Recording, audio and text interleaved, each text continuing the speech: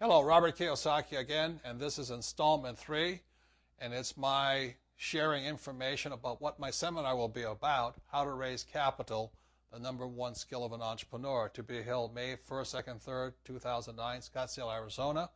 Price is $5,000.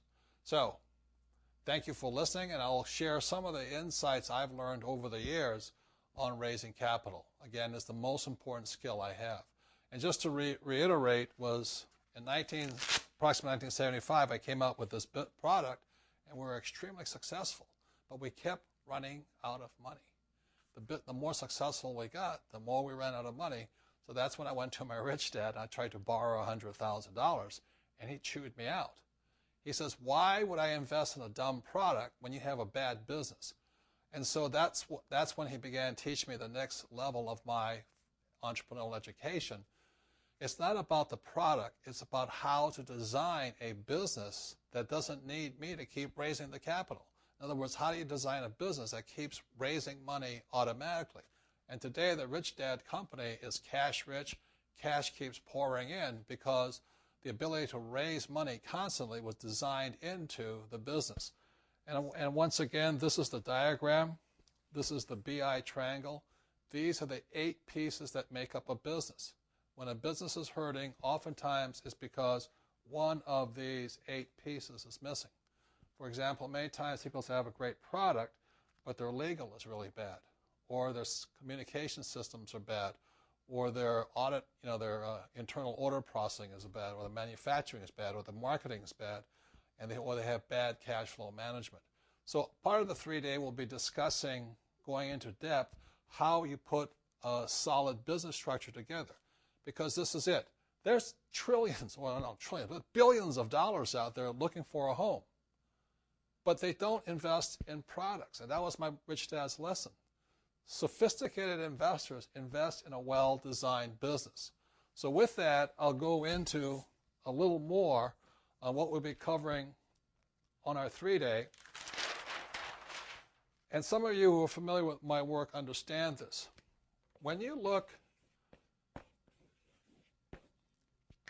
at a financial statement, let's say this is income, expense, asset, liability, okay? And as I explained in Rich Dad, Poor Dad, your house is not an asset. So basically most people have a house they think as an asset, but every month it's costing them money through a thing called a mortgage payment. That's why they're broke. So what makes a person rich, like what makes me rich, is very simply I have assets such as businesses. I have the Rich Dad business. Every month, lots of money comes in. I also have real estate. I also have stocks and bonds, and I have commodities, such as I am a partner in oil companies, and every month the cash flows into me. So this is the model of a rich person. Whether I work or not, money comes in, okay? And that's what makes me rich. Most people, all they have is a mortgage payment, car payment, college loan payments and all that. That's a poor person, okay? So what makes the same thing that makes a rich person rich and what makes a well-designed business rich is that as a sophisticated investor, let's say this is a rich business, when I wrote the business plan for Rich Dad, Poor Dad, this company now, is that I had to design in assets. So one of the biggest assets Rich Dad has is we are a brand and we license our name. So all over the world, there's about 60 people who every month send me money. It was designed into the business plan. For example, with Rich Dad, Poor Dad, every month, people like in Japan and China and Asia and Europe, every month they send me money. The second thing is every time I write a book, every month money comes in. When I design my board game, every month money comes in. And what else we have. When we have seminars, more money comes in. So every month, the business of Rich Dad gets richer and richer because we're constantly setting up more assets. So what makes a person rich is the same thing that makes a business rich. So when I designed the Rich Dad company, I designed it to be a rich company. Once I designed this, it was very easy to raise capital.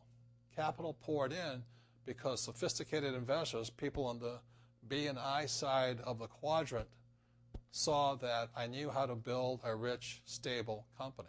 So today, the Rich Dad company has zero debt and just tons of cash flow coming in, regardless if I work or not.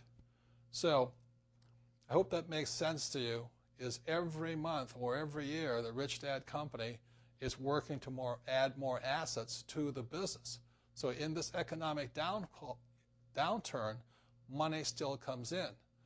When I designed my Velcro company, I designed a wallet and it was sold. Once it was sold, there was no more income coming in.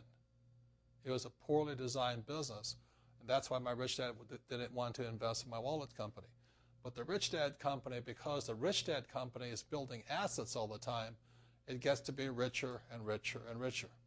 So, in final statement, in final, I'd like to point out, finally, I'd like to point out one more thing that makes a company rich or poor is business design.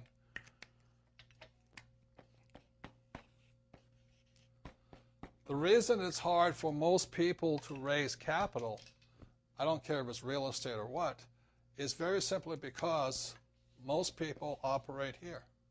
There is no asset. The only asset is the entrepreneur who's working hard. Like if I owned a pizza shop, I have to be there 24/7 or responsible for it. There's no sense investing in it. There's no sense investing in it. The other thing, too, if you have a service business, like, remember Arthur Andersen was a huge accounting firm. The moment they had ran into problems with the Enron scandal, the whole business folded. The reason Arthur Andersen went down was because they were a service building business. They were a big business, but they had tons of accountants working for them.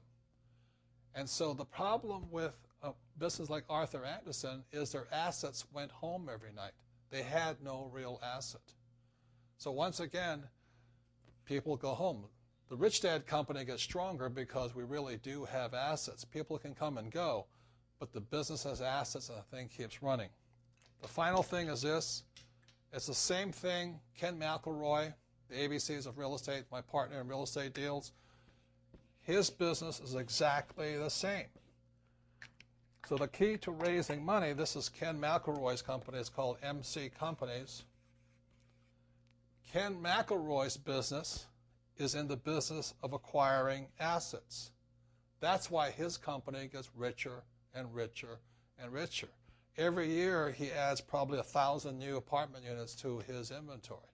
So Ken's company gets richer and richer because MC Company is designed to increase assets.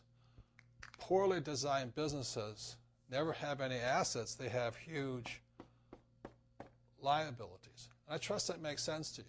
So Ken McElroy's business gets stronger and stronger and stronger because every year he's increasing more assets. The Rich Dad company gets stronger and stronger and stronger because every year we add more assets. This year we're adding franchising to our mix. We're also, Rich Brother, Rich Sister, the book has come out. We come out with the real book of real estate, et cetera, et cetera. And every one of those products every year continues to send money into our product. So that's an idea of a well-designed business. If you have a well-designed business, I don't care if it's for real estate or making cash flow board games, if it's well-designed, investors will give money to you because this is a well-designed business. So that's what I'm talking. So this is installment 3 on how to raise capital. It gives you an idea of what makes us different. Again, thank you for listening so far. Even if you do not come, I trust you've learned something by listening to what makes certain businesses stronger than others, why certain businesses are weaker than others. And so, again, the price is $5,000, but there are discounts for people who have attended our seminars before or people who sign up early, and especially you insiders, because you are best guys that we have.